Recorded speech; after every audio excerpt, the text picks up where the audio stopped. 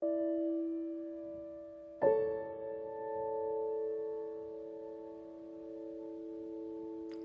Karen Stigall, District Superintendent for the Southeast Kentucky District, and this is Holy Saturday. This is the time in between Good Friday and Easter morning. Now, for the Jews, it was Sabbath, and there really wasn't a whole lot going on for them. But yet, we know our tradition tells us that God was at work, doing his redemptive work through Jesus Christ, even during this time. Now, I often try to put myself in the disciples' place. What were they feeling? What were they thinking? What were they experiencing? We don't really know, but it's been a very traumatic time. I'm sure they were scared. I think of the song, What Wondrous Love, the hymn, What Wondrous Love Is This? And there's two lines there that really ring a bell in the second stanza. It says, when I was sinking down, when I was sinking down, I was sinking down beneath God's righteous frown. They had to be full of despair and all kinds of confusion going through their minds. But yet, Easter came. The next day came, and they began to experience, word spread quickly that now he's alive. And their whole world had gone from one place to another place in just 36 hours. So they were singing the last lines where it said, Christ laid aside his crown for my soul. There was an excitement, a euphoria, a joy of what the new day brought for them, that Christ was now victor over death. And so they began to, this transformation process began to take place in them. And then 50 days later, what happened? Jesus birthed the church through the power of the Holy Spirit. And their lives were really transformed. They were people now that even though they would face persecution, they did face suffering, hardships, there was a confidence and a reality for them that they were empowered by the Holy Spirit and the risen Christ. And they went forward and they turned the world upside down.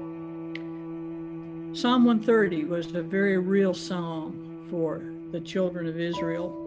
Like this, it says, I pray to God. This is from the Message. It says, I pray to God, my life a prayer, and wait for what he'll say and do. My life's on the line before God, my Lord, waiting and watching till morning, waiting and watching till morning. O Israel, wait and watch for God. With God's arrival comes love. With God's arrival comes generous redemption. This has been a year in between. It has been for me, and I think it has been for all of us. It's been a time when we've had to set everything aside, but yet we wait and watch with hope. We wait and we watch and we look forward with excitement to the day that we can gather again together in a way that we can hug on each other, love on each other. We can gather as the church together, singing, worshiping. We are waiting and watching. But yet, you know what? During this time, God's been at work. There's been a redemptive work going on in the Church of Jesus Christ. And I have witnessed a deeply communal spirit growing among the churches, especially the ones in the Southeast District, which I'm related to. It's been the picture that's come forth for me has brought back a story that I've heard. It was told by Fred Craddock, one of the best preachers of the 21st century, 20th century. And he tells it about a small rural congregation. I think it was his first church, but it was in North Georgia. And he said they practiced one of the ancient traditions on the Saturday in between, Holy Saturday, of baptizing new candidates for membership into the church. And the way that they did it, they would all go down to the river. They'd gather, or the lake, really. They'd gather at the lake. And one by one, the candidates would be baptized, and they'd come up and they'd change into dry clothes. They'd share a meal together, and then they'd all gather around in a circle around the fire. And one by one, the members of the congregation would share to the new candidates something like this.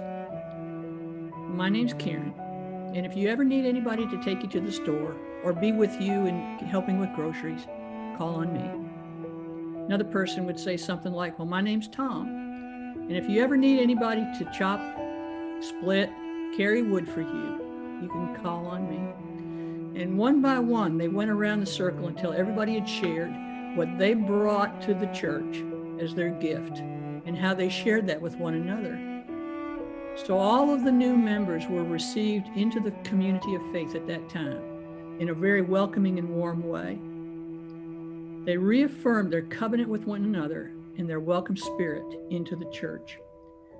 See, my prayer for us as we go through this in-between time, especially as we reflect on this Holy Saturday, is that we will see ourselves deepening in our communal spirit with one another.